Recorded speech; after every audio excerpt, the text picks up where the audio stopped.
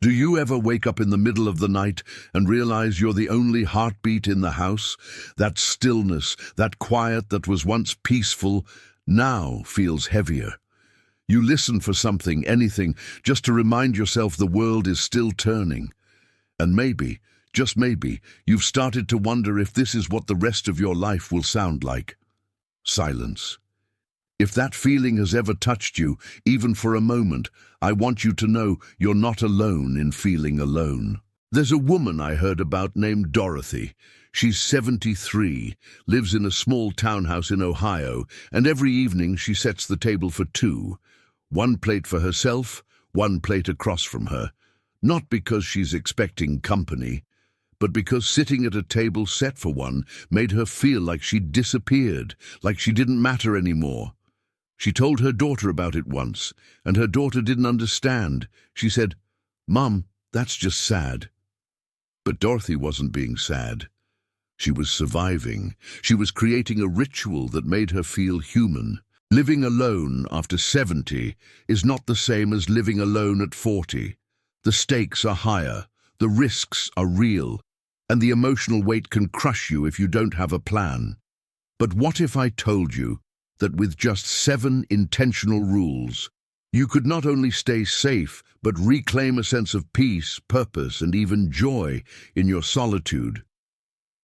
By the end of this video, you're going to know exactly how to protect your body, your mind, and your spirit while living on your own terms. These aren't just tips. These are survival tools, and they come from real people who've walked this road before you. Let's start with the one thing no one talks about but everyone feels. Rule number 1, create a daily proof of life system. Think about Gerald. He's 76, a retired electrician, lives alone in a 2-bedroom apartment in Montana. His son lives 4 states away. His daughter calls once a week, maybe. One Tuesday morning, Gerald had a stroke in his bathroom. He couldn't reach his phone. He couldn't call out. He lay on that cold tile floor for 11 hours before a neighbor, purely by chance, noticed his newspaper still sitting outside at 6 in the evening. 11 hours. That's not a tragedy. That's a system failure. When you live alone, you are your own safety net, and that net has to be woven with intention. A proof of life system is simple. It's a daily check-in with another human being at the same time every single day. It could be a text message to your daughter at 9 in the morning. It could be a phone call with a friend at noon. It could even be a neighbor you wave to from your porch every afternoon. The method doesn't matter. What matters is consistency and accountability. Some people use apps designed for seniors. There are services where, if you don't check in by a certain time, the system alerts your emergency contacts.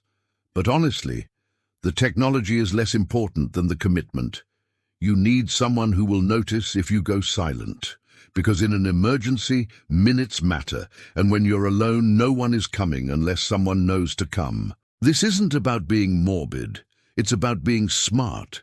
It's about respecting the reality of your body and your situation without letting fear run your life. Gerald survived that stroke, but he told his son afterward, "I kept thinking, what if I die here and no one finds me for days? That fear is worse than the stroke itself. Don't let that be your story."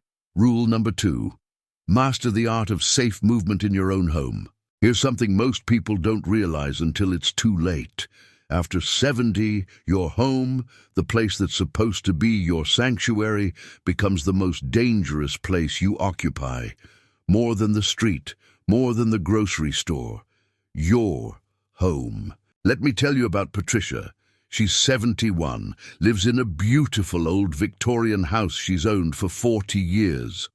Hardwood floors, high ceilings, a narrow staircase with a decorative runner she picked out herself. One evening, she was carrying a laundry basket down those stairs. Her sock caught the edge of the runner. She tumbled, broke her hip, fractured her wrist trying to catch herself. She spent 3 months in rehab and never fully regained her confidence on stairs again. She sold that house, not because she wanted to, because she was terrified of it. Falls are the leading cause of injury and death for adults over 70, and most of them happen at home, in the bathroom, on the stairs, getting out of bed too quickly, reaching for something on a high shelf. These aren't freak accidents. They're predictable outcomes of environments that weren't designed for aging bodies. So what do? You adapt the environment to fit the body you have now, not the body you had at 50. Remove every single loose rug in your house. I know they're pretty. I know your granddaughter gave you that one. It doesn't matter. They're death traps. Install grab bars in your bathroom, next to the toilet, inside the shower. Not the cheap suction ones. Real, bolted, weight-bearing bars. If you have stairs, make sure the railing is sturdy and goes all the way to the top and bottom. Keep a flashlight, or better yet, motion sensor lights in every hallway. And here's the one people resist the most. Wear shoes in your house, real shoes with grip, not slippers, not socks. Your feet need support and traction. I know it feels less cozy, but broken hips aren't cozy either. Does this resonate with you? Have you already started making changes, or does it feel overwhelming? Let me know in the comments. I'd love to hear where you are in this process. Rule number 3. Keep your mind sharp with structure, not stimulation. There's a man named Alan, 74, who used to be a high school history teacher, sharp as a tack. Could quote Churchill and recite dates like a textbook. After he retired and his wife passed, he moved into a quiet condo. No lesson plans to write. No students to engage, just time, endless, shapeless time. And within a year, he started noticing something terrifying. He'd forget why he walked into a room. He'd lose track of conversations. He'd wake up and not know what day it was. Alan wasn't developing dementia. He was experiencing cognitive decline from lack of structure. The brain is a muscle. And like any muscle, if you stop using it in varied, intentional ways, it weakens. But here's the key. You don't need constant stimulation. You need structure. Alan started small. Every morning he reads the newspaper front to back and then writes a 1-paragraph summary of the top story in a journal. Every afternoon he does a crossword puzzle. Not on his phone, on paper. And twice a week he goes to a local library and volunteers to help with their literacy program. He's teaching adults to read, and in teaching he's keeping his own mind alive. Structure is different than busyness. You don't need to fill every hour. You need to create rhythms that engage your brain in different ways. Reading, writing, puzzles, conversations, learning something new, even something small, like how to use a new app or cook a new recipe. The content doesn't matter. The consistency does. And here's the truth that's hard to swallow. Television doesn't count. Scrolling on your phone doesn't count. Those are passive. Your brain isn't working. It's vegetating.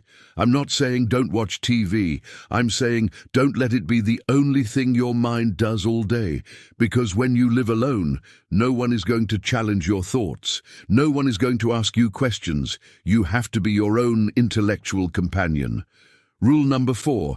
Eat like someone is watching. This one might sting a little, but it comes from a place of deep care. When you live alone, no one sees what you eat. No one sees you skip breakfast. No one sees you have crackers and cheese for dinner 3 nights in a row. No one sees the slow, quiet slide into malnutrition. There's a woman named Evelyn, 78, who lost her husband 5 years ago. She used to love cooking. Big Sunday dinners, homemade pies, the whole thing. But after he died, she stopped. She told her niece it's not worth it to cook for one. So she started living on cereal, canned soup, toast, easy things, small things, and over 2 years she lost 30 pounds. Not because she was trying to, because she stopped caring. Her body started breaking down. Her energy vanished. Her immune system weakened. She ended up in the hospital with pneumonia, and the doctor told her bluntly, "You're starving yourself to death and you don't even realize it." Nutrition after 70 is not about vanity. It's about survival. Your body doesn't absorb nutrients the way it used to. Your appetite naturally decreases, and if you're lonely or depressed, food loses its appeal entirely. But your body still needs protein, vitamins, fiber, hydration. It needs fuel, So here's the rule. Eat like someone is watching. Set the table. Use a real plate. Sit down. Make it a ritual. Plan your meals the night before so you're not staring into the fridge at 6 p.m. wondering what to eat. Keep easy, healthy staples on hand. Rotisserie chicken, pre-cut vegetables, canned beans, whole grain bread, yogurt. Things that don't require a lot of effort but give you real nutrition. And if cooking feels too hard, there's no shame in getting help. Meal delivery services, senior centers that offer communal lunches, even asking a family member to drop off a casserole once a week. Your pride is not more important than your health. But that's only part of the picture, because staying safe isn't just about your body, it's about your emotional world. Rule number 5, build a social safety net even if you're an introvert. Let me tell you about Carl. He's 72, lives in a rural area, always been a quiet guy, never needed a lot of friends. After his wife died, he figured he'd be fine on his own. He had his garden, his books, his routines, and for a while he was fine. But then winter came, long, dark, cold. He went days without speaking to another person, and something started to happen.